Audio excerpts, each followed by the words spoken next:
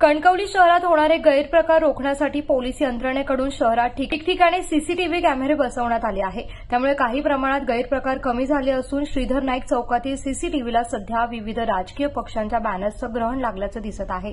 बॅनर्सच्या या गर्दीमुळे श्रीधर नाईक चौक ते रेल्वे स्टेशन परिसरापर्यंतचा सीसीटीव्ही वॉच विस्कळीत झाला असून परिसरातील बाबींवर लक्ष ठेवणं आता पोलीस यंत्रणेला अवघड झालंय। सीसीटीव्हीला लागलेले बॅनर्सचं ग्रहण नगरपंचायत प्रशासनाकडून दूर करण्याची मागणी आता नागरिकांकडून केली जाते। तर सीसीटीव्ही कॅमेरा म्हणजेच पोलिसांचा तिसरा डोळा समजला जातोय।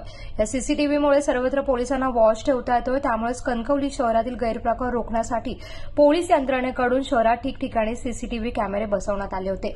मात्र हे बॅनर सीसीटीव्ही कॅमेऱ्याला अडथळा ठरत असल्याने श्रीधर नाईक चौक ते रेल्वे स्थानक परिसरातील सर्वच दृश्य चित्रित होत नाहीये। त्यामुळे परिसरातील बाबींवर लक्ष ठेवणं आता पोलीस यंत्रणेला अवघड झालं असून परिसरातील नागरिकांनी पण आता नाराजी व्यक्त केली आहे।